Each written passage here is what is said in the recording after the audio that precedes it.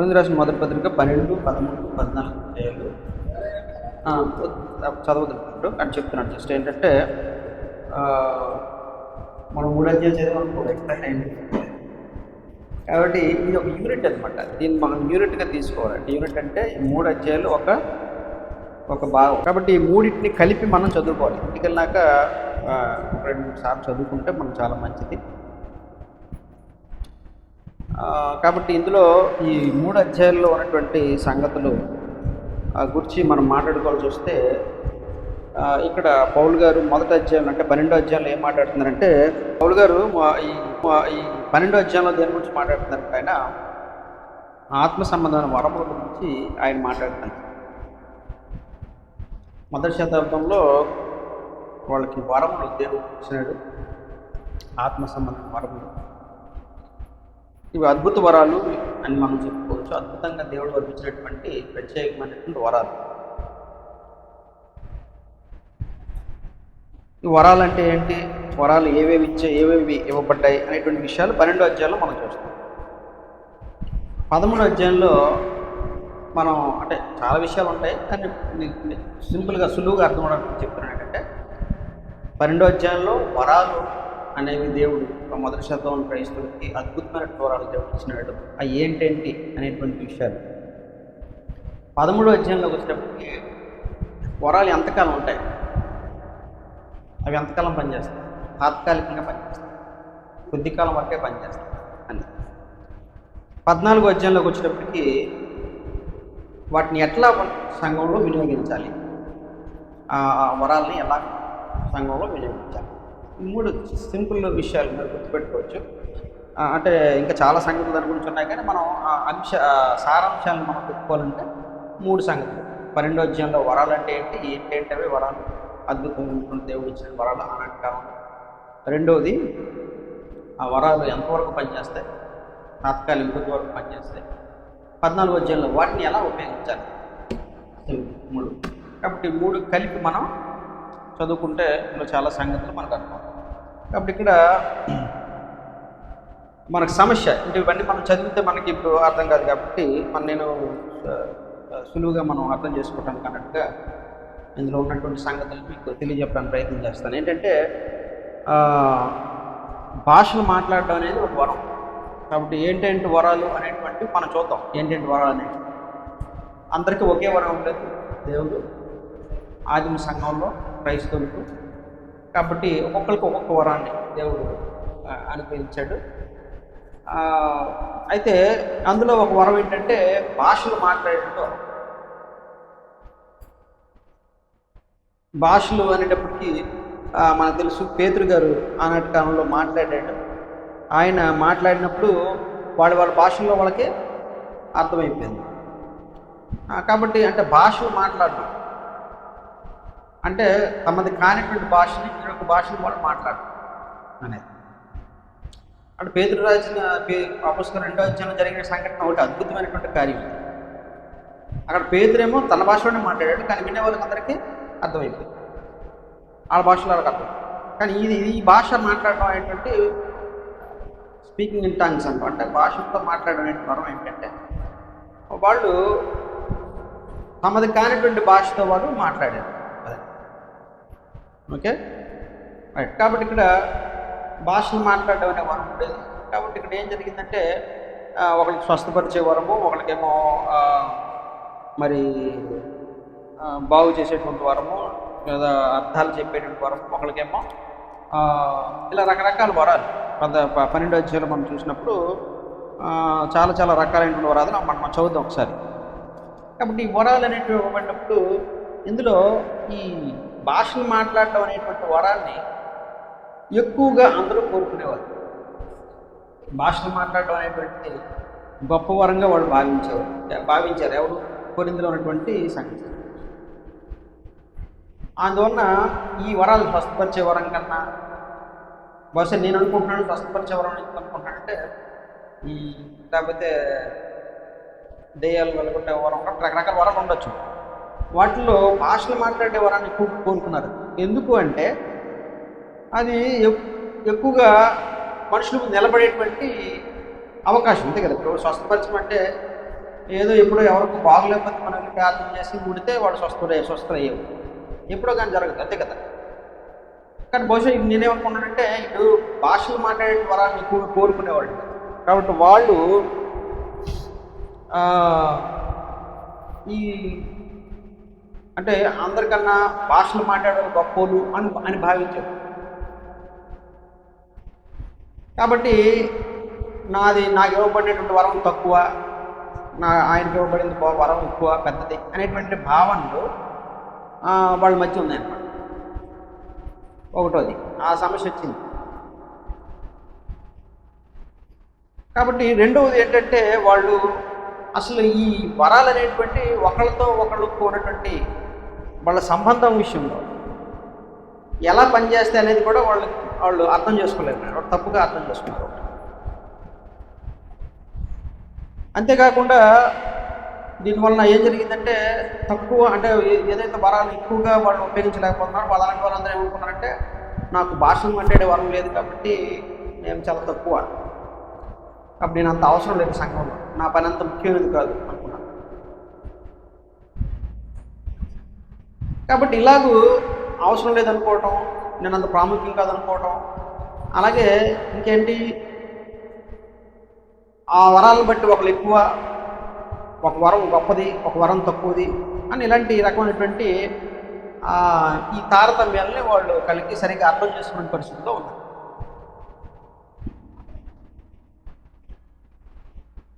చూసారండి, ఇప్పుడు ఎవరైతే ఈ భాషలు మాట్లాడే వరం కలిగి ఉన్నారో వాళ్ళంతా కూడా వాళ్ళు తమ కనపరుచుకోవడానికి ప్రయత్నం చేస్తున్నారు. సో మేము భాషలు మాట్లాడుతున్నాం కాబట్టి మేము గొప్ప అనేటువంటి. ఈ భాషలు లేనటువంటి వాళ్ళందరూ ఏమనుకుంటున్నారు, మిగతా వాళ్ళు నేను ఆయన కంటే తక్కువ, లేకపోతే స్వస్థపరిచేవాడి కంటే తక్కువ అని అనుకుంటున్నారు చాలా. కాబట్టి ఈ విధంగా రకరకాలైనటువంటి ఈ సమస్యలు అనేవి, తారతమ్యాలు అనేటువంటివి, ఒకరి పట్ల ఒకరు ఎక్కువ ఒకరు తక్కువ, ఇండిఫరెన్సెస్ అనేటువంటివి వాళ్ళ మధ్య భేదాభిప్రాయాలు అనేటువంటివి తలెత్తాయి. కాబట్టి ఇదివరకులే ఉన్నాయి వాళ్ళ మధ్య. కాబట్టి ఇవి ఇవ్వడం అనేటువంటిది కొరింథీలు ఉన్నాయి కదా, కలహంలో ఉన్నాయని అంటే వారి వల్ల నేను తెలుసుకొని వచ్చింది అన్నాడు కదా. ఎక్కడ 1 కొరింథీ రాసిన 1వ అధ్యాయంలోని 10వ వచనంలో మనం మాట్లాడుతా ఆయన పౌలు గారు అన్నారు 11వ వచనంలో, నా సహోదరులారా మీరు కలహంలో ముందుకొచ్చి గ్రోయి ఇంటి వాళ్ళని నాకు తెలియవచ్చింది. మీలో ఒకటి నేను పౌలు వాడిను, నేను అపోల్లో వాడిను, మరి ఒకటి నేను కేఫా వాడిని, ఇంకొకటి నేను క్రీస్తు వాడని చెప్పుకుంటున్నానని నా తాత్పర్యం. ఈ మనుషులను బట్టి ఒకళ్ళంటే ఒకళ్ళ నేను నీకంటే గొప్పవాడిని, ఎందుకంటే నేను పౌలు దగ్గర నేను పౌలు వాడిని అని చెప్పుకున్నాడు. ఒక ఆయన అన్నాడు నేను కేఫా వాడిని, ఎందుకంటే ఫస్ట్ శిష్యుడు పేతురు, పౌలు అంటే తర్వాత వచ్చినాడు, కాబట్టి నేను పేతురు వాడు కాబట్టి నేను గొప్ప అని ఇలా ఒకరికంటే ఒకళ్ళు గొప్పతనాలు ఏమండి తారతమ్యాలు, అసమానతలు, భేదాలు కలిగి ఉండడం అనేటువంటిది వాళ్ళకి ఇదివరకే ఉంది కొరింథీ సంఘంలో.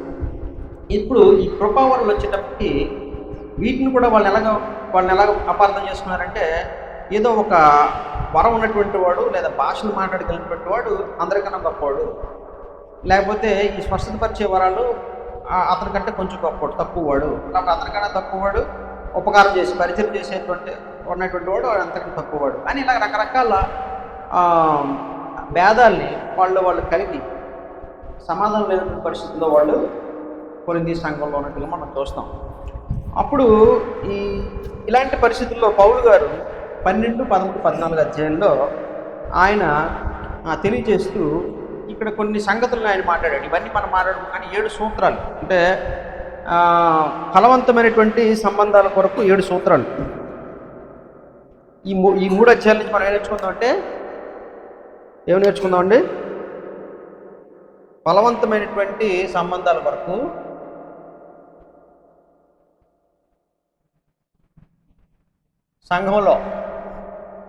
సంఘంలో అంటే లోకంలో కాదు, లోకంలో 4 గురించి చెప్పలేదు. 3 అధ్యాయాలు 12, 13, 14 అధ్యాయాలు. కాబట్టి సంఘంలో ఫలవంతమైనటువంటి సంబంధాలు కలిగి ఉండటకు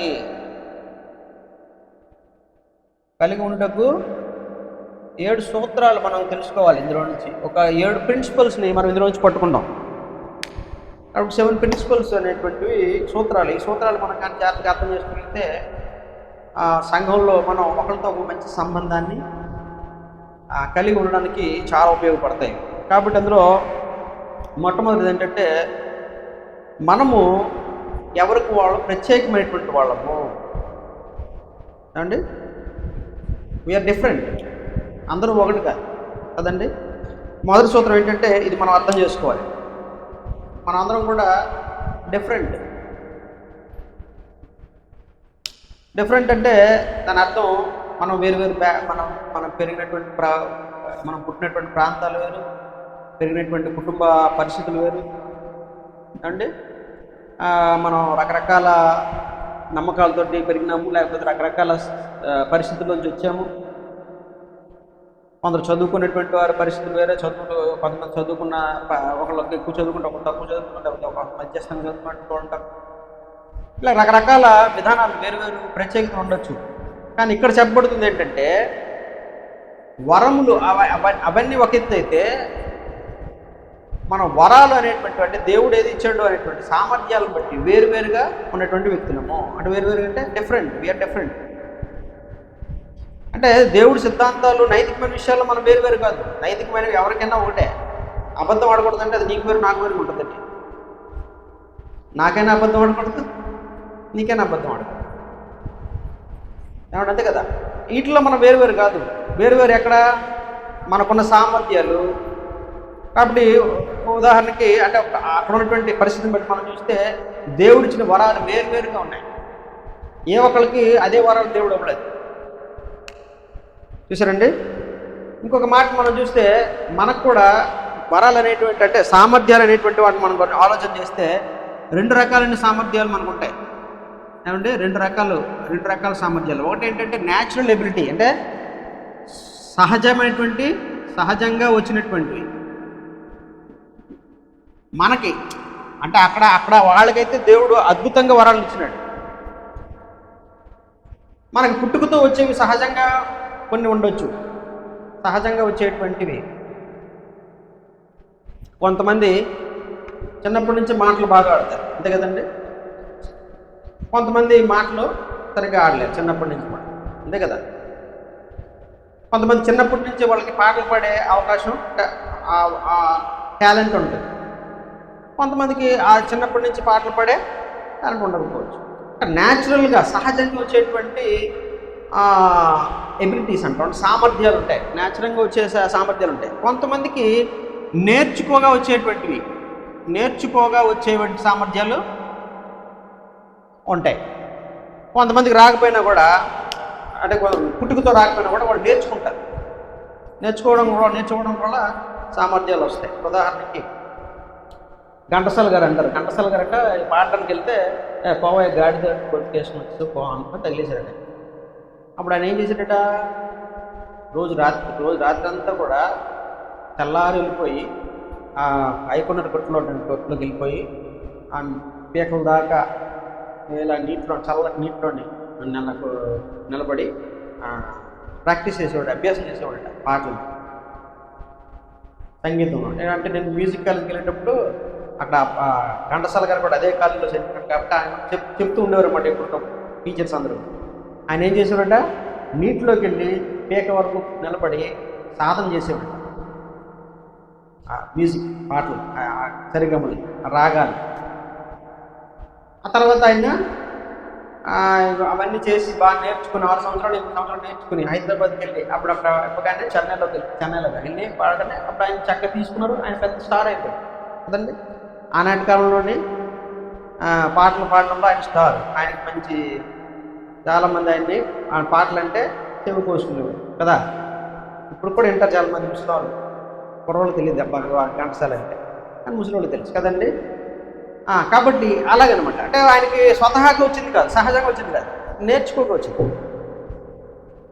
కాబట్టి ఇలాగా రకరకాల సామర్థ్యాలు ఉంటాయి అండి. కాబట్టి ఇక్కడ మనం జ్ఞాపకం చేసుకుంటే మనం అందరం కూడా ఈ సామర్థ్యాల విషయంలో ఒకటి కాదు, సామర్థ్యాల విషయంలో వేరు. అది మనం ఈ సూత్రం మనం గుర్తుపెట్టుకోవాలి. ఒకరికి ఒకే రకమైన సామర్థ్యాలు, ఒకరికి ఒకే విధమైనటువంటి సామర్థ్యాలు ఉండవు. కాబట్టి ఇక్కడ వీళ్ళు కూడా ఈ 12వ అధ్యాయంలో మనం చూసినప్పుడు రకరకాలైనటువంటి కృపావరాలు ఆయన ఇచ్చినాడు. ఏంటి కృపావరాలు చూడండి ఒకసారి. 12వ అధ్యాయం 27వ వచనం. అటువల్లే మీరు క్రీస్తు యొక్క శరీరమైంది వేరువేరుగా అవయవములై ఉన్నారు.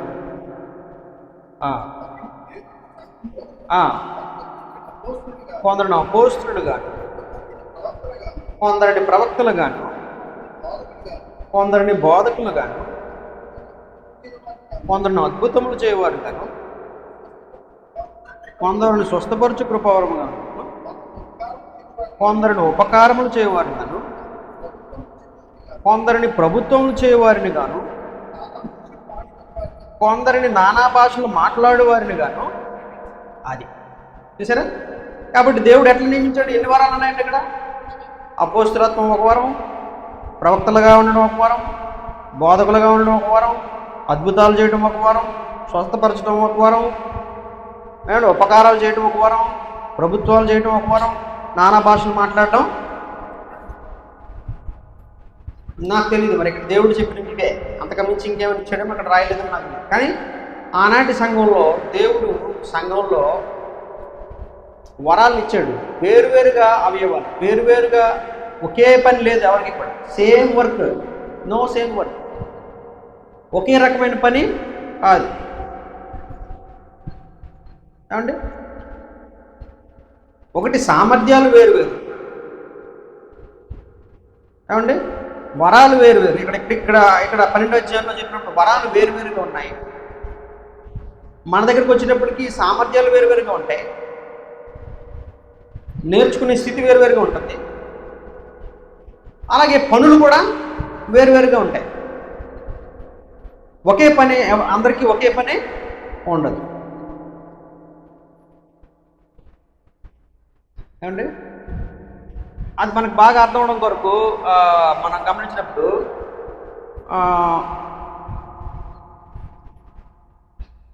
ఆయన అన్నాడు, మరి ఇంకా కిందకి వచ్చినప్పుడు ఇంకా చాలా స్పష్టంగా అన్నాడు, అందరూ అపోస్తలులా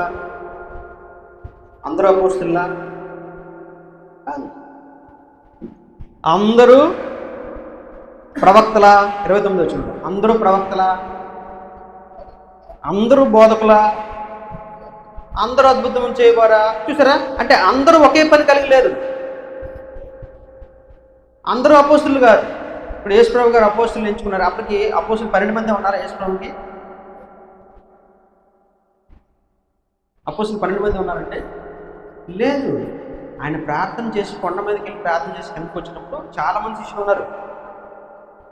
వాళ్ళందరిలో యేసుప్రభు ఏం చేశాడంటే 12 మందిని ఆయన ఎంచుకున్నాడు. ఆయన 12 మందిని రమ్మన్నాడు. అయితే 12 మంది ఇష్టం, మిగతా వాళ్ళు ఇష్టం లేదన్నా. ఈ 12 మందిని ఎంచుకున్నాడు కాబట్టి మిగతా వాళ్ళందరూ యేసుప్రభు నన్ను ఎంచుకోలేదని అంటే నతానీయులు ఉన్నాడు, ఇంకా చాలామంది ఉన్నారు యేసుప్రభు వెనకాల ఉన్నారు. వాళ్ళందరూ కూడా ఏమంటే యేసుప్రభు మీద కోపడి ఉంటారా?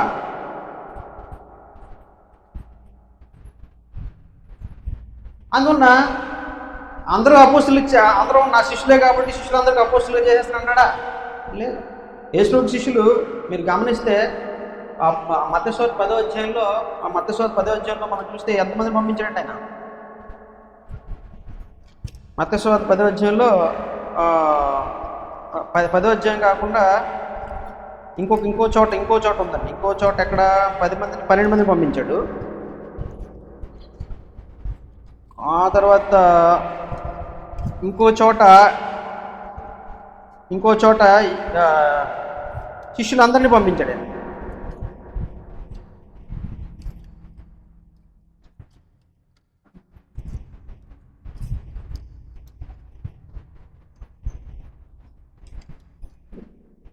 ఏమండి? 10వ అధ్యాయంలో 12 మందిని పంపిస్తాడు ఆయన.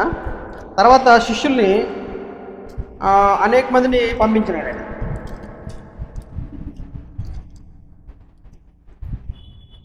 సరే, ఇక్కడ మనకి ఈ విషయం ఏంటంటే యేసుక్రీస్తు ప్రభు వారికి 12 మంది శిష్యులు అనుకుంటాం మనం. అది మనం అనుకోకూడదని చెప్తున్నాడు. యేసు ప్రభుకి అనేక మంది శిష్యులు ఉన్నారు, 12 మంది మాత్రమే కాదు. కాబట్టి ఆ శిష్యులందరిలో ఆయన ప్రార్థన చేసి 12 మందిని ఎంచుకున్నాడు ఆయన. అదే. కాబట్టి ఇక్కడ మనం నేర్చుకోవాల్సిన సంగతి ఏంటంటే అందరూ ఒకే పనిని కలిగి ఉండరు, అందరూ ఒకే విధానంలో ఒకే సామర్థ్యాలు కలిగి ఉండరు. సామర్థ్యాల విషయంలో, పనుల విషయంలో ఒక్కొక్కరికి ఒక్కొక్క సామర్థ్యాన్ని బట్టి వేరువేరుగా మనం ఉన్నాము, వేరువేరు అవయవాలని. అది ఇంకా మనకి ఇంకా స్పష్టంగా తెలియజేస్తూ 12వ అధ్యాయంలో ఆయన అన్నాడు, ఏమన్నాడు? అవయవాల గురించి చెప్పినప్పుడు శరీరం ఒక్కటే, శరీరంలో ఉన్న అవయవాలకు ఒకే పని ఎలా ఉండదు అంటాడు ఆయన. ఒకే పని ఉండదు అన్నాడు కదా ఇక్కడ. అది 12వ అధ్యాయంలో 16వ వచనం చదవండి.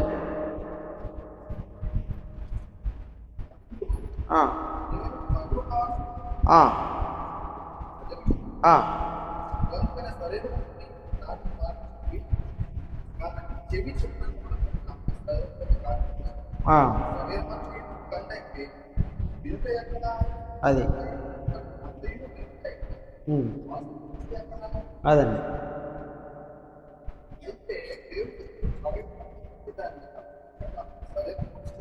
అదండి అంతే కదా. అంతా ఒకటే, అంతా ఒకే పని అయితే శరీరం ఎక్కడ ఉంటుంది? అంతా ఒకటే అండి. అంతా చూడటమే అనుకోండి, శరీరం అంతా చూడటమే అనుకోండి, అవయవాలన్నీ చూడటమే అనుకోండి, అప్పుడు తినడం ఎక్కడ ఉంటుంది? నోరు చూస్తుంది, కన్ను కదా చూడాలిగా వాస్తవంగా, అంతే కదండి. కన్ను చూస్తుంది. ఇప్పుడు చెవి కూడా చూస్తుంది అనుకోండి, ఎండం మానేసి. ఎండం లేదు, చెవి కూడా చూడడానికి అనుకోండి, నోరు కూడా చూడడానికి అనుకోండి, చేతులు కూడా చూడడానికి అనుకోండి. మరి తినడం ఎక్కడ? తినడం ఎలాగా? అంతేనా? కాబట్టి ఇది అర్థరహితమైనటువంటి విధానం అన్నమాట. కాబట్టి కన్నే గొప్పది. మనం అంటారు కదండి పెద్దలు, శరీరం దీపం కన్నే అంటారు కదా. సర్వేంద్రియానం నయనం ప్రధానం అన్నాడు. సర్వేంద్రియానం నయనం ప్రధానం అంటే అన్ని ఇంద్రియాల్లో కన్ను ముఖ్యం అన్నాడు. అది కన్ను ముఖ్యం కాబట్టి ప్రధానం అన్నాడు. కాబట్టి అది చెవి కూడా కన్ను చేసేద్దామా? నోరు కూడా కన్ను చేసేద్దామా? ప్రధానమైనది అన్నాడు కాబట్టి. ప్రధానం అన్నాడు కాబట్టి ఇది ఒకటి ఉంచుకుందాం, మిగతా తీసేద్దామా? మిగతా అవసరం లేదన్నా? కాదు. కాబట్టి ఇక్కడ విషయం ఏంటంటే ఒకే పని అనేది శరీరంలో లేదు. అందువలన మనమేం ఆలోచన చేస్తుంటామంటే, నేను ప్రత్యేకమైనటువంటి అవయవాన్ని, నాకు ప్రత్యేకమైన పని ఉంది అని అనుకోకుండా, పని అంటే ఒకటి అనుకుంటాం. వాచ్ చేసేవారితే పని, ఆంధ్ర పని, కానీ నాకు పని లేదు. పాటలు పాడేవారితే పని, నాకు పని లేదు. ఏమండి? నడిపించేవారిదే పని, నాకు పని లేదు. కాబట్టి ఇది కాదు. సంఘంలో అవయవంగా నేను కూర్చోవడమే నా పని కాదు, అది కాదు. లేకపోతే వాళ్ళు ప్రార్థన చేస్తున్నారు కాబట్టి వాళ్ళు ప్రార్థన చేసే వాళ్ళదే పని, నేను ఆమెనంటే నా పని కాదు. నాకు పని లేదు, నేను తక్కువ అనుకోవడం లేదు. కాబట్టి ఇక్కడ మనం జాగ్రత్త గమనించాల్సిన విషయం ఏంటంటే, మనం పని దగ్గరకు వచ్చేటప్పటికి ఎలాగ మనం డిఫరెన్స్ అంటే అక్కడికి వచ్చినప్పటికి మనం ఎట్లాగ భావించాలనేది మనం జ్ఞాపకం చేసుకోవాలి. ఇక్కడ ఉదాహరణకి వాళ్ళదే పని, నాది పని కాదు అనుకోవడానికి లేదు. కాబట్టి ప్రత్యేకమైనటువంటి పని అంటే సంఘంగా అవయవంగా 2 రకాలైన పనులు ఉన్నాయి. ఒకటి ఏంటంటే, అంటే మనం వస్తాం మళ్ళీ అక్కడికి, కానీ మళ్ళీ మీకు అక్కడికి వచ్చేటప్పుడు మళ్ళీ జ్ఞాపకం చేస్తాం. ఒకటోది ఏం పని? ఆరాధన, సేవా సంబంధమైన పని.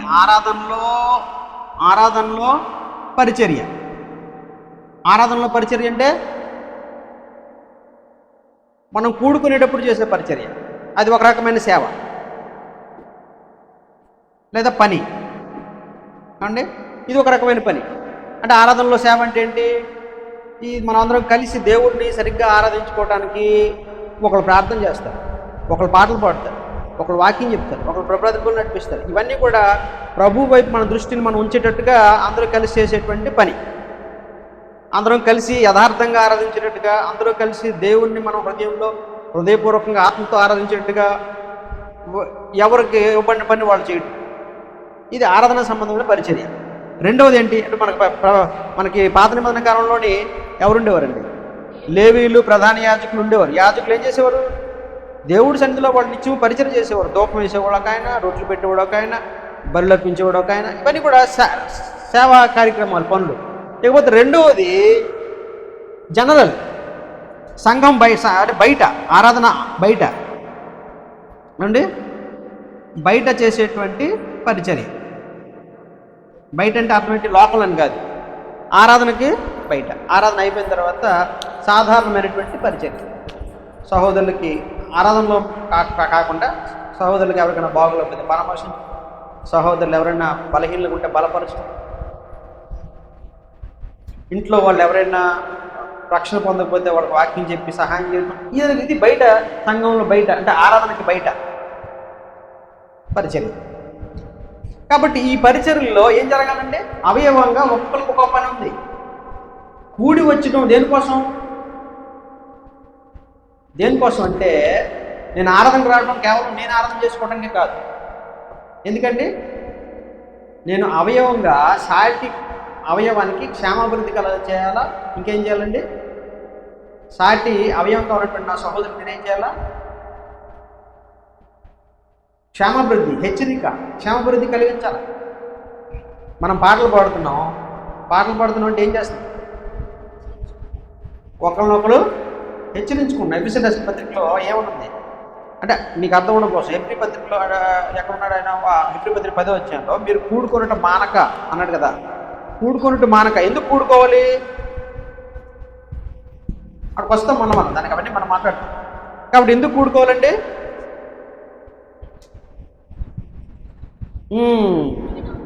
చదవండి 10వ అధ్యాయము 24వ వచనం. కొందరు మానుకునిచ్చినట్టుగా సమాజం కూడటం మానకు, ఒకరినొకడు హెచ్చరించు, ఆ దినం సమీపించినప్పుడు సూచించబడుతుంది. మరి ఎక్కువగా అలాగ చేయొచ్చు, ప్రేమ చూపుటకును సత్కార్యములు చేయుటకును ఒకరినొకడు పురుకొల్పుకోవాలని ఆలోచిస్తాము. పురుకొల్పుకోవడానికి, ఒకరినొకడు పురుకొల్పుకోవాలా అంటే సంఘం కేవలం కూడుకొని రావడం దేనికోసం? అందరం కలిసి పాటలు పాడి దేవుని స్థుతించేసామంటే అనుకోవడానికి కాదు, ఒకరికొకరు పురుకొల్పుకోవడానికి. మంచి పని చేసినావు దేవుడిలో పలానాది, very good, continue, keep it up. నువ్వు మరింత ఎక్కువగా చేయాలా, మరింత సమయానికి రావాలా, మరింతగా నువ్వు వాక్యం నేర్చుకోవాలా. చదివావు కానీ అక్కడక్కడ తప్పులు ఉన్నాయి, ఇంకా బాగా చదవడం నేర్చుకోవాలా. పురుకొల్పుకోవడం, ఒకరినొకరు హెచ్చరించుకోవడం.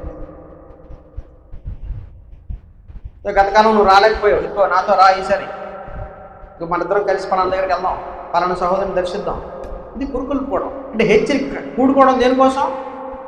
పాటల్లో హెచ్చరించుకోవడం. అదే కదా కొలసీ పత్రికలో అన్నాడు, ఒకరినొకడు పాటలతోనూ కీర్తనలతోనూ ఆత్మసంబంధించిన పద్యంతో ఒకరినొకడు హెచ్చరించుకునండి. పురుకొల్పుకోవడం జరగాలి, అది కూడుకోవడం. కొరింథీ రాసిన పత్రిక 10వ అధ్యాయం అన్నాడు, మీరు కూడి వచ్చుట ఎక్కువ కీడుకే కానీ మేలుకు కాదన్నాడు. అంటే అక్కడికి అసలు వాస్తవంగా కూడుకోవడం దేనికోసం?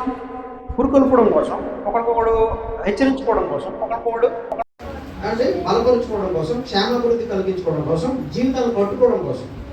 కానీ వీళ్ళు ఏం చేస్తున్నారు? కొరింథీలో ఉన్నటువంటి వారు 10వ అధ్యాయంలో వారు కూడుకోవడం దేనికోసమంట?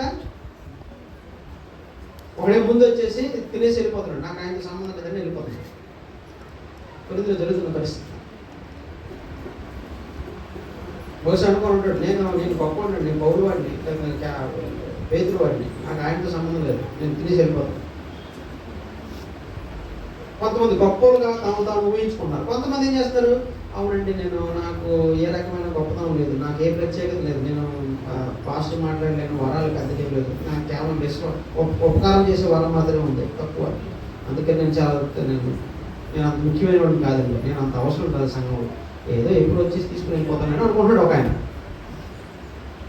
కాబట్టి కూడి రావడం అనేది ఏమైపోయింది? ఇక్కడ మేలు లేదు, అక్కడ దేవుడు చెప్పింది లేదు, దేవుడు చెప్పిన ఉద్దేశం లేదు, పోయిందంతా. ఇక్కడ ఏమైపోయిందంటే అంత కీడుకే, మరింత కీడు చేసుకునేటట్టుగా, మరింత ఒకరికొకరు హాని చేసుకునేటట్టుగా అక్కడ పరిస్థితి పరిణమించింది. అందువల్ల మీ సహోదరుల కూడుకోవడం అంటే కేవలం మనం వచ్చి దేవుడు పాటలు పడి వెళ్ళిపోవడం కాదు. ఒకరినొకరు పురుకొల్పుకోవడం జరగాలి, ఒకరినొకరు హెచ్చరించుకోవడం జరగాలి, ఒకరినొకరు కీర్తనతో హెచ్చరించుకోవడం, వాక్యంతో బలపరుచుకోవడం, ఒకరినొకరు అదనమాట మేలుకరణ పనులు చేయడానికి ఒకరినొకరు ప్రోత్సహించుకోవడం కోసం. అది కూడుకోవడం ఉద్దేశం, దేవుడి ఉద్దేశం. మన ఉద్దేశాలు ఏమైతే ఉండవు. మీరు ఈ 20 నిమిషాలు మీరు ఆలోచన చేయండి, దేవుడు ఎందుకు కూడుకోమన్నాడు. కాబట్టి ఇక్కడ అందులో ప్రతి ఒక్కరికి కూడా ఏముంది, పని ఉంది. కేవలం మనం ఏమనుకుంటున్నాము, నడిపించే వాళ్ళ పని, లేదా అక్కడ పాటలు పాడే వాళ్ళ పని, లేదా అక్కడ వాక్యం చెప్పే వాళ్ళ పని అనుకుంటున్నారు. అందరికీ ఒకే పని కాదు, సంఘంలో ఒకటే పని లేదు. కాబట్టి ఇలాగూ సామర్థ్యాన్ని బట్టి, అలాగే మనకున్నటువంటి ఆసక్తిని బట్టి రకరకాల వరాలు, రకరకాల సామర్థ్యాలు మనకి ఉన్నాయి. అందరం ఒకే స్థాయిలో ఉండము, ఒకే విధానంలో పనిచేయము, ఒకే పని మనకు కలిగి ఉండము, ఒకే రకమైన పని ఉంది సంఘం. అది ముందు గుర్తుపెట్టుకోవాలి. అందువలన మనం ఎప్పుడు కూడా నేను తక్కువ వాడిని, ఫలానా పని చేస్తేనే గొప్పది, ఈ పని చేస్తే తక్కువ అనేది ఇక్కడ రావడానికి వీలుండదు. ఎప్పుడు నాకు అర్థమైనప్పుడు. ఏమండి, ఇప్పుడు మీ పిల్లల్ని ఎంసెట్లోని ఐఐటీలో ర్యాంక్ సంపాదించమని మీరు చదివిస్తారు, ఐఐటి జేఈలో. ఏమండి, ఎంతమందికి వస్తుంది తెలుసా? పోనీ అంతదాకా వస్తుంది. క్లాస్లో ఫస్ట్ ర్యాంక్ రావాలి, ఎంతమందికి వస్తుంది ఫస్ట్ ర్యాంక్ చెప్పాలి? 60 మందికి వచ్చేది, 60 మందికి రాదు. అలాగే మాకు మా అబ్బాయికి ఫస్ట్ ర్యాంక్ రాదంటే రాదు. నేను మనం ఏం చేస్తాం, ఒకడికే వస్తుంది. అది ఆ సామర్థ్యం మేము మనడుకుంటే ఆడికి వస్తుంది రావచ్చు. అంతేగాని ఆడికి ఫస్ట్ వచ్చిందని మామిడి కూడా ఫస్ట్ వచ్చారంటే అది కుదరదు. పిల్లల దగ్గర వచ్చిన సామర్థ్యాలు లేదు. అందుకే చిన్నపిల్లలు మీరు బలవంతంగా వృద్ధి కూడదు. మనం చేపని పామెత్తుంటారు చాలా మంది. ఏమంటే ఈ నారాయణ స్కూల్లో, నారాయణ ఇంటర్మీడియట్ కాలేజీలో ఏం చేస్తారంటే చేప పులుసు ఉంటారు, బాగుంటుంది చూడండి, బొరుకు అక్కడ పాము వదిలేస్తారు. ఇంకా జీవితం అంతా ఏంటంటే చదువు ఇంకేం లేదు జీవితం. ఇంకా చదవడమే జీవితం. క్రైస్తవులు కూడా ఎలా చెప్పారంటే నువ్వు ర్యాంక్ తెచ్చుకోవాలి, చదవాలి. ఇంకా వేరే ఇంకేం కనపడదు. చదువు, స్కూలు, టీచర్లు, చదువు, పుస్తకాలు అవే కనపడతాయి. ఇంకా ఒక్కసారి కానీ ఫెయిల్ అయ్యాడు అనుకోండి, తక్కువ వచ్చి అనుకోండి, మన ఎవడో ఇందులో చూసినాను, అందులోని 2 మార్కులు తక్కువ వచ్చినాయంట. ఏమైందంటే చచ్చిపోయినట్టు. ఎలా మైండ్ ప్రిపేర్ చేస్తున్నారు చూడండి. చదువు అంతకన్నా ముఖ్యమైనది దైవ జ్ఞానం ఉంది. దేవుని జ్ఞానం నేర్పించుకోవడానికి ఎవరన్నా ఆయన చదువు తర్వాత సంగతి, ఈ విషయాలు ముందు దేవుడి విషయాలు నేర్చుకోవడానికి కూర్చోబెట్టి మాట్లాడుతున్నారా పిల్లలు, తల్లిదండ్రులు ఎవరన్నా? అదే ఐఐటి దగ్గరికి వస్తే చెప్తాను. ఐఐటిలో సీట్లు ఎన్ని ఉంటాయి? 70 ఉంటాయి. ఎంతమంది రాస్తారు? లక్షలో రాస్తారు. మరి ఎవరికి వస్తుంది? ఇప్పుడు నువ్వు చిన్నప్పటి నుంచి ఐఐటిలో చదివించేస్తున్నారు. చిన్నప్పటి నుంచి ఐఐటిలో చదివిస్తున్నారు. మరి 1,00,000 మందిలో వెళ్తాడు. ఎన్ని సీట్లు ఉంటే 70. 70కి ఏమంటే వచ్చేద్దా? రాకపోతే ఇల్లుకుపోయి వాళ్ళని బాధ పెట్టేసి నీకు రాలేదు ఆడికి మెంటల్ టెన్షన్ ఎక్కువ ఏమవుతాడంటే ఇచ్చోడు అయిపోతాడు.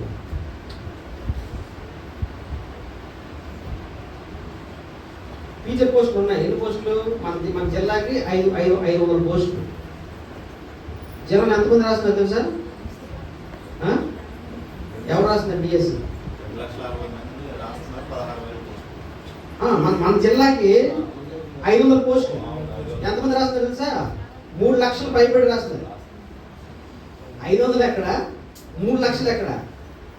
ఎంతమందికి రావాలి? 3 లక్షలు వచ్చేద్దా? అది నేను రాస్తాను కాబట్టి వచ్చేద్దా?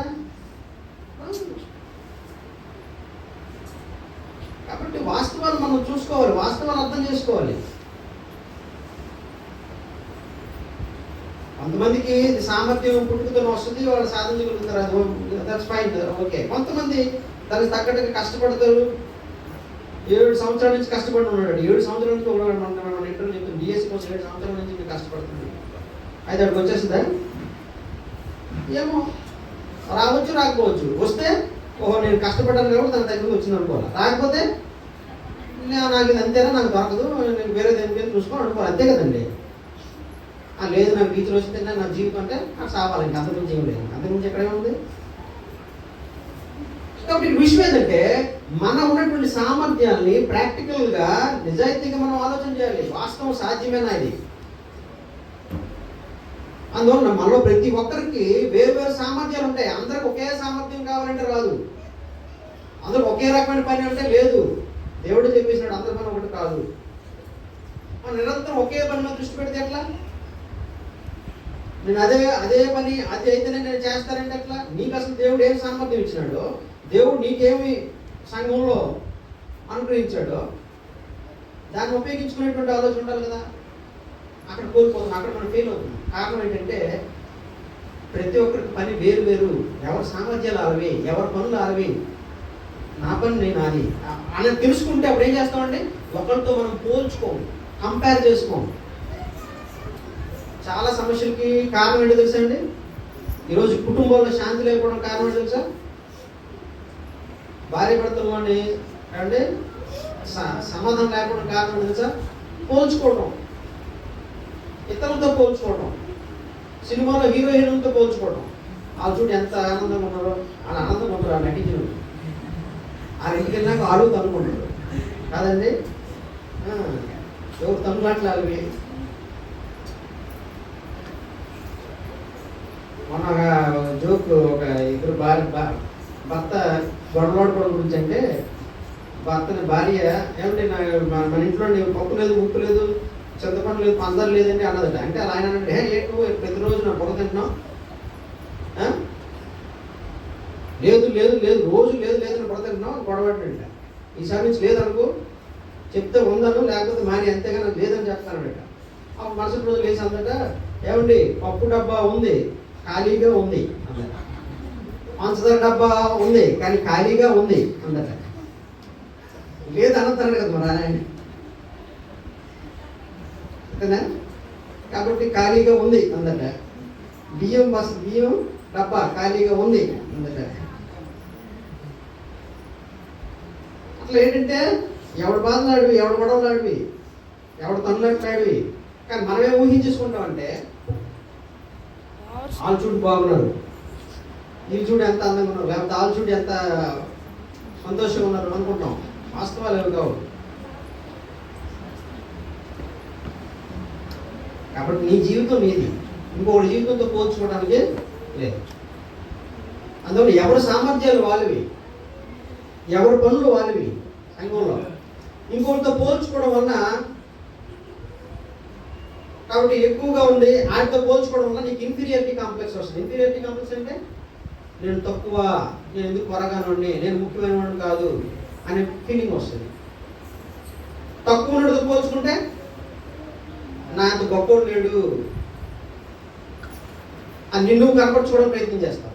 అందుకని పోల్చుకోవడం అనేది చాలా ప్రమాదకరమైన విషయము, చాలా సమస్యలకి కారణమైనటువంటి సంగతి. అందులో దేవుడు ఏం చెప్పాడంటే ఏ ఒక్కరు ఒకటి కాదు అన్నాడు ఆయన. ఏ ఒక్కరు ఒకటి కాదు. Each one is different. ప్రతి అవయవం వేరు వేరు. కన్ను వేరే, చెవు వేరే, ముక్కు వేరే, నోరు వేరే. ప్రతి అవయవం వేరు వేరే, వాటి పనులు కూడా వేరు వేరే. అందులో నువ్వు ఎవరితో పోల్చుకోవడానికి లేదు. కాబట్టి అవయవంగా నీకు పని ఉంది, ఆ పని ప్రాముఖ్యత ఆ పనికి ఉంది. అంతేగాని ఇంకొక అవయవంతో పోల్చుకోవడానికి వీలు లేదు. ఇంకొక పనితో పోల్చుకొని ఆ పని ఏదైతే చేస్తానో చేతులు పట్టుకోవడానికి లేదు. మన దేవుడు నీకు ఏం సామర్థ్యం ఇచ్చినాడో అది గుర్తించడం చాలా ప్రాముఖ్యమైనది. నేను ప్రత్యేకమైనటువంటి అవయవాన్ని దేవుడు నన్ను ప్రత్యేకమైన అవయవంగా చేసినాడు కాబట్టి నా పని నాకు సామర్థ్యం ఇచ్చాడు, పని ఇచ్చాడు, ఆ పని నువ్వు చేయడం అనేది ప్రాముఖ్యమైన విషయం. కాబట్టి ఇక్కడ ఇంకొక విషయాన్ని మనం గమనించాలి. రెండో విషయం ఏంటంటే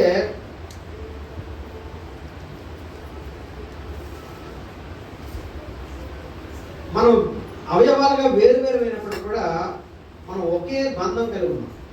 కామన్ బాండ్, ఒకే రకమైనటువంటి సంబంధం కలిగి ఉన్నాం. ఏంట సంబంధం? అది మనం 12వ అధ్యాయం 6వ వచనంలో మనం చూస్తాం. చూడండి ఒకసారి.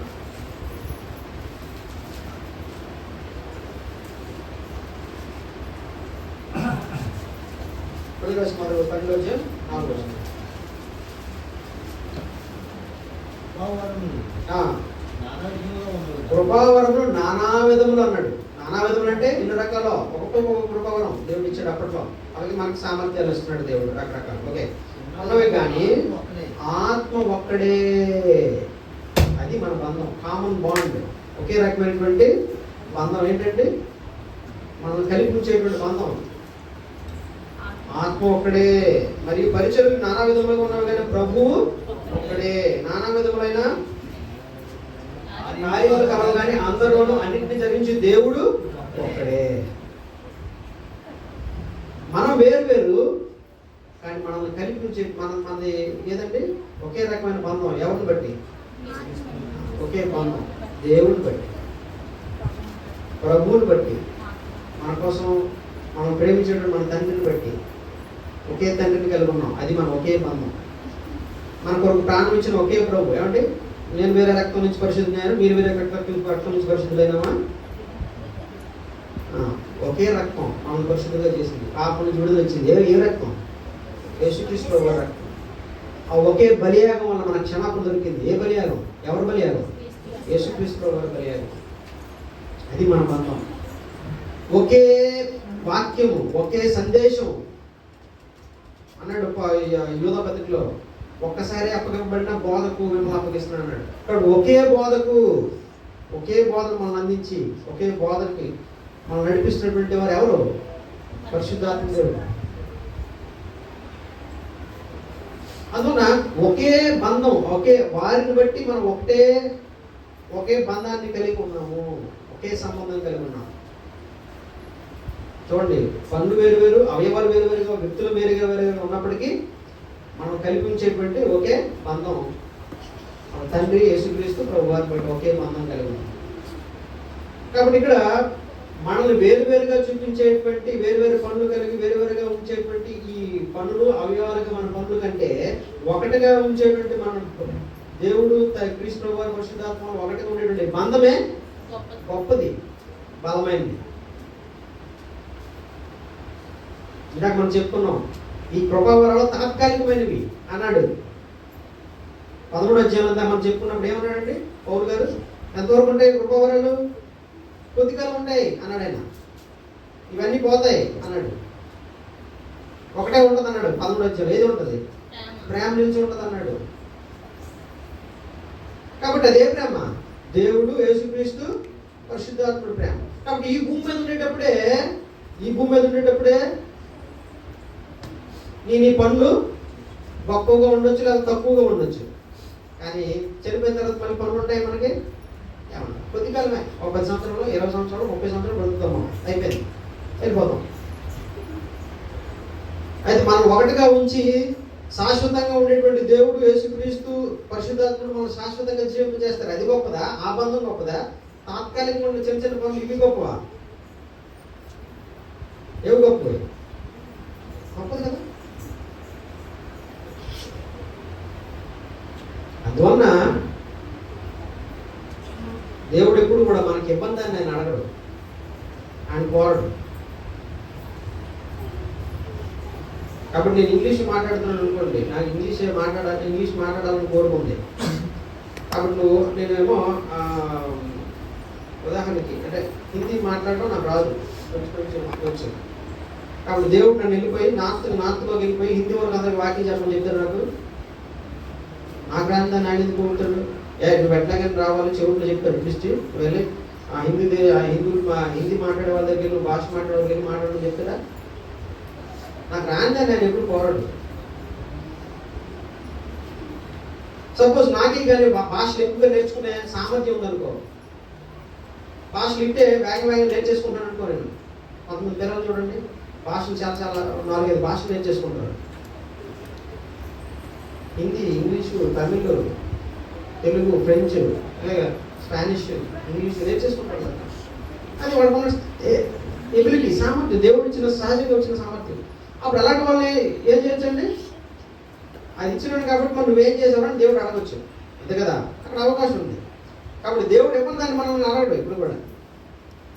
అందువల్ల నీకు ఏమి ఇచ్చాడో దాని విషయంలో మాత్రం దేవుడు ఎక్కడ అడుగుతారు, అది మాత్రం జ్ఞాపకం పెట్టారు. కాబట్టి ఇక్కడ విషయం ఏంటంటే, మొత్తానికి ఇవన్నీ పనుల కంటే ఈ గొప్ప గొప్ప పనులు ఆ చిన్న పనులు ఇవేం కాదు. గొప్ప గొప్ప పనులు కూడా కావు, చిన్న పనులు కాదు. ఇది సంఘములకు కొరకు దేవుడు ఏర్పాటు చేసింది ఇవి. కానీ ఇవన్నీ వెళ్ళిపోతాయి, ఇవన్నీ పోతాయి. కానీ ఏది బలం, ఏది ఏది ఏది శాశ్వతమైనది?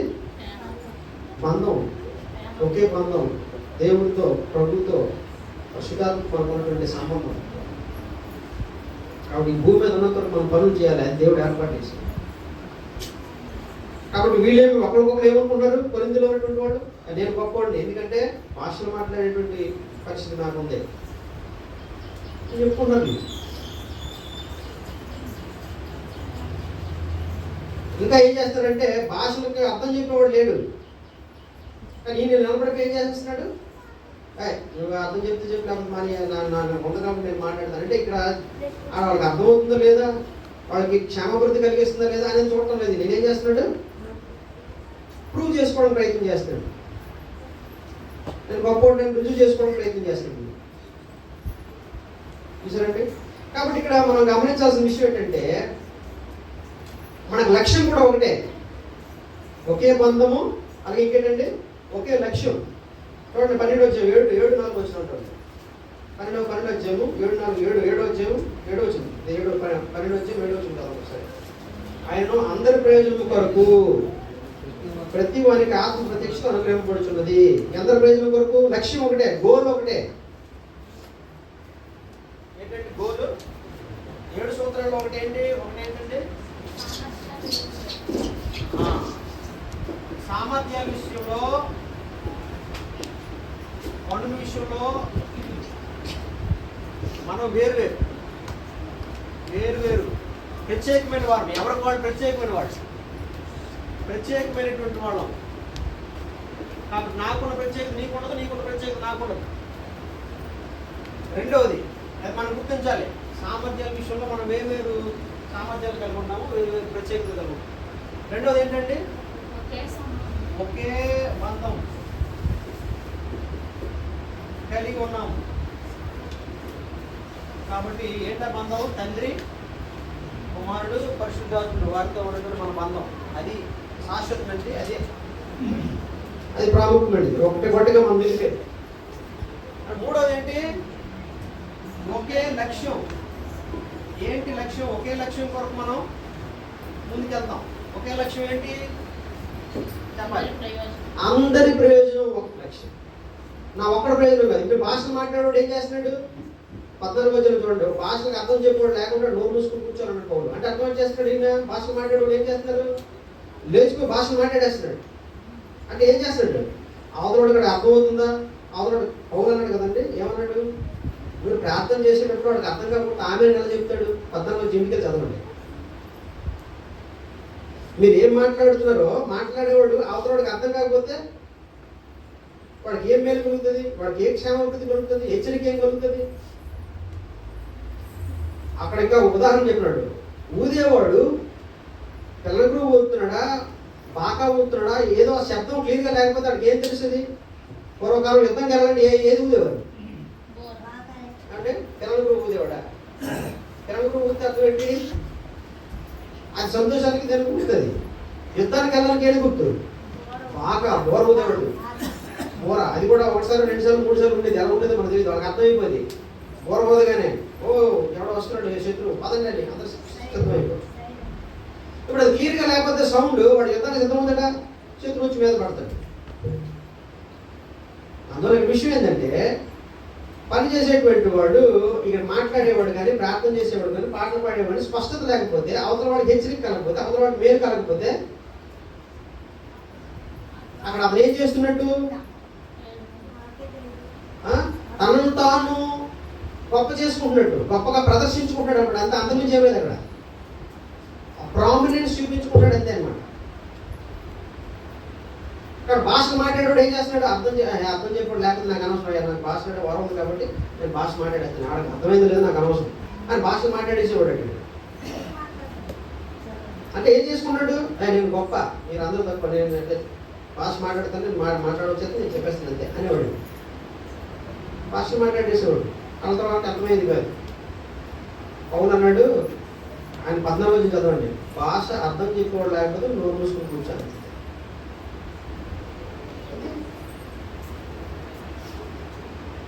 అంటే ఇక్కడ లక్ష్యం ఒకటి, అందరి ప్రయోజనం కొరకు కాకపోతే, అందరికి అది ప్రయోజనం కలిగించకపోతే మనం నోరు మూసుకొని కూర్చోవాలి.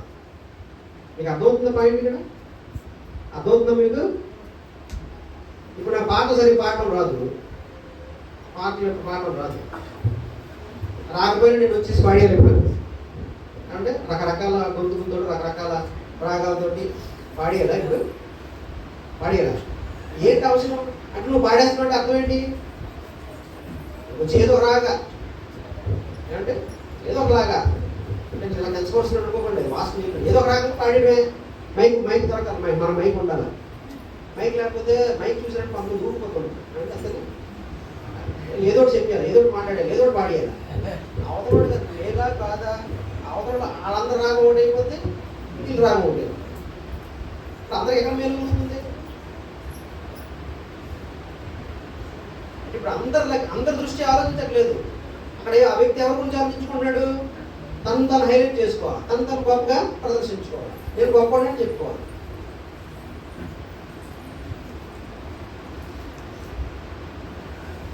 కాబట్టి ఇక్కడ సమస్య అంతా ఎక్కడ వస్తుందంటే, పనులు వేరు వేరు, ఎవరికొరు ప్రత్యేకమైన వాళ్ళు. ఎవరో బాగా పాడినంతో నేను పోల్ చేసుకుంటే అదేదో అంతా చూసారు, నాకేం చేసిందట, పులిని చూసి వాదన పెట్టిందట. అయితే ఎవరికి నొప్పి, ఎవరికి నష్టం? అలా ఉంటుంది పరిస్థితి. అలా సంఘాలు జరగకూడదు. సంఘంలో పని మనం ఏది చేసినా కూడా దేనికోసం జరగాల? క్షేమాభివృద్ధి కోసం జరగాలి. అది మన ఒకే లక్ష్యం. నేను పని చేస్తే, నేను పాట పాడినా, నేను ప్రార్థన చేసినా, నేను వాక్యం చెప్పినా అది అందరికీ మేలుదాయకంగా ఉండాలి. ఇప్పుడు నేను ఒక మాట చెప్పిన తర్వాత ఇంకొక ఆయన వచ్చి దానికి వ్యతిరేకంగా చెప్పాడు అనుకో, అప్పుడు ఏమవుతుంది? క్షేమం కలుగుతుంది అందరికీ, భేదాలు కలుగుతాయి. అందువల్ల దేవుడు మాటలు, దేవుడు కార్యాలు చాలా స్పష్టంగా ఉంటాయండి. ఇందులో కన్ఫ్యూజన్ ఏమి ఉండదు. దేవుడు చాలా స్పష్టంగా చెప్తాడు.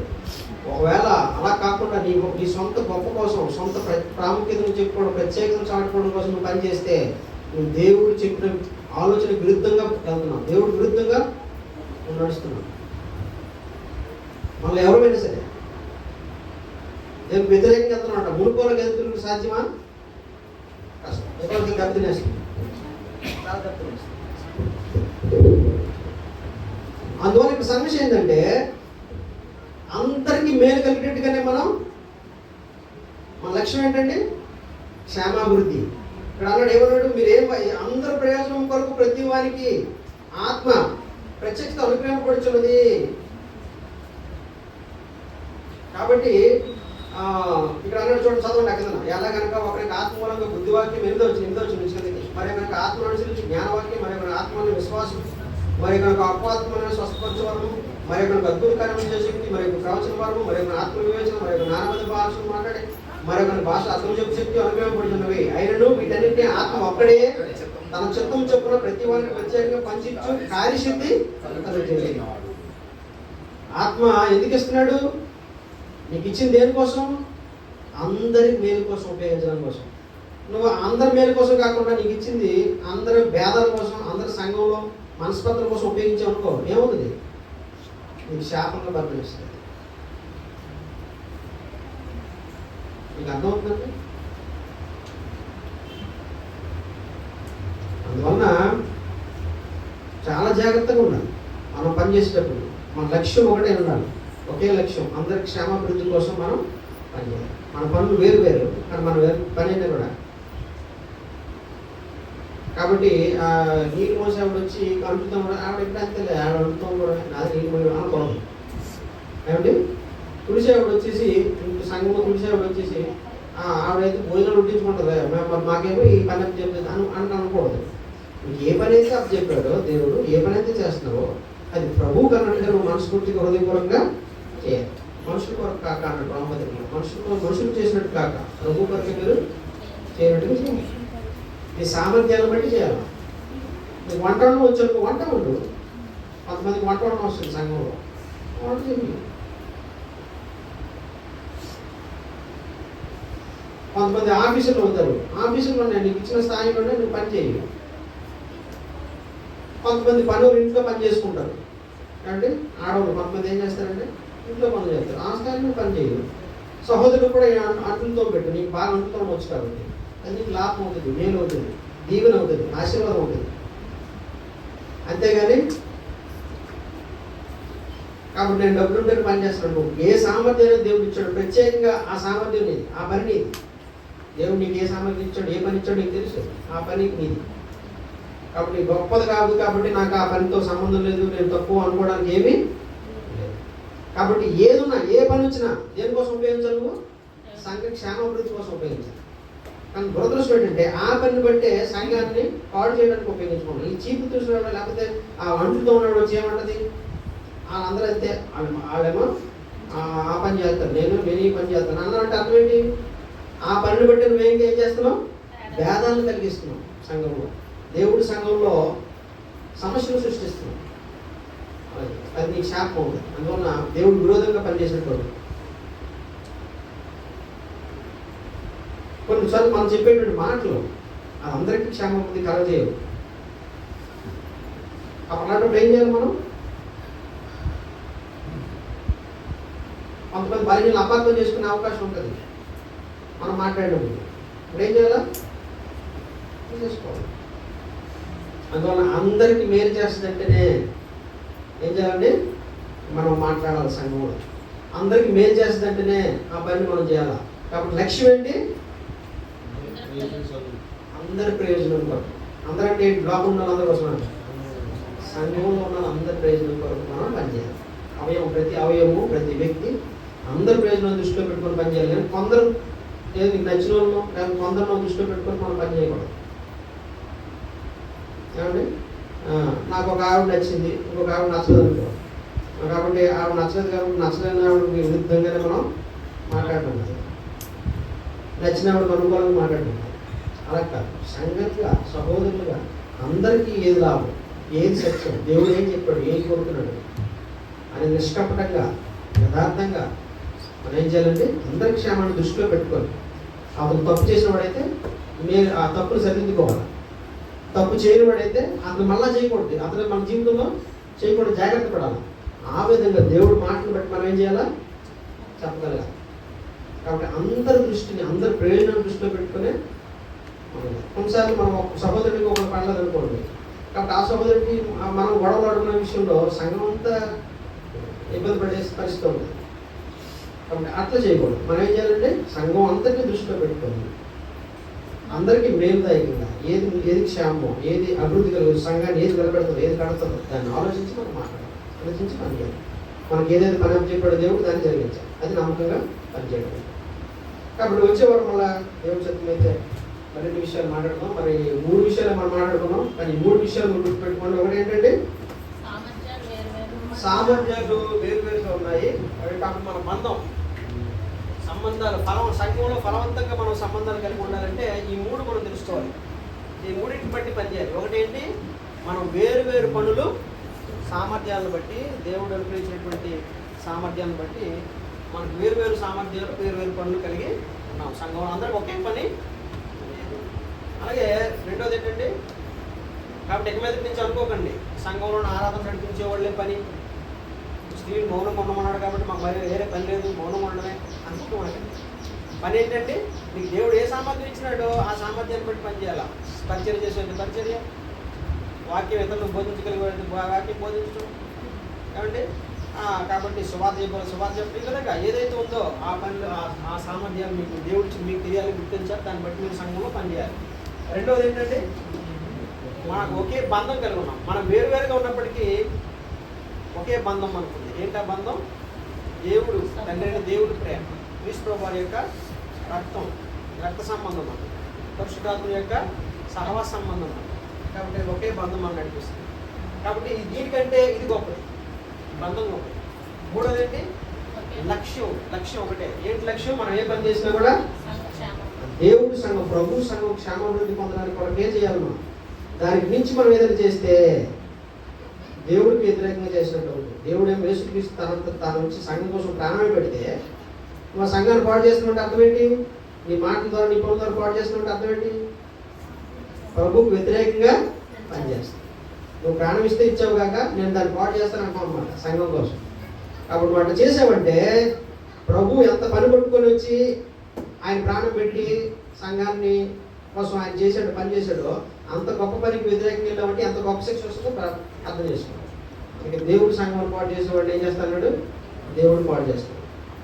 అందులో ప్రతి ఒక్కరూ కూడా చాలా జాగ్రత్తగా, అంటే మనం పాటు చేస్తూ ఉంటాం కానీ చాలా జాగ్రత్త మనం కలిగి ఉండాలి. దేవుడు మన సంఘంలో పని విషయంలో ఏది పడితే అది మాట్లాడకూడదు, ఏది పడితే అది చెప్పకూడదు, ఏది పడితే అది మనం నచ్చలేదని మాట్లాడేసి కోపడిపోయి తిట్టేయకూడదు. కాబట్టి ఆ విషయంలో మనం చాలా జాగ్రత్తగా వాళ్ళు ఒకే లక్ష్యం కొరకు మనం పనిచేయాలి. ఇప్పుడు మిగతా 4 విషయాలు మన సమయం ఉంటే దేవుడు ఎప్పుడైనా అవకాశం ఇస్తే మాట్లాడాలి. సమయం లేదు కాబట్టి కాబట్టి ఈ మాట మా అందరూ ఇప్పుడు దేవుడు దీవించలేక ఎవరైనా ఇంకా యేసుక్రీస్తు ప్రభువుని అంగీకరించకపోతే దేవుడు చేసిన బలియాగాన్ని, ఆయన పాపాలు క్షమించడానికి ఆయన చేసిన గొప్ప కార్యాన్ని మీరు ఇంకా అంగీకరించకపోతే, ఆయన రక్తం మీ పాపాలు పడకపోతే ఈ దినమే మీరు మారు మనసు పొంది ప్రభువును ఒప్పుకొని మరి మీ హృదయం విశ్వాసం నుంచి మారు మనసు పొంది ఆ పక్షాపం నిమిత్తం బాప్తిస్మం రక్షణ పడాలని హెచ్చరిస్తూ ఈ మాట నిలుస్తుంది.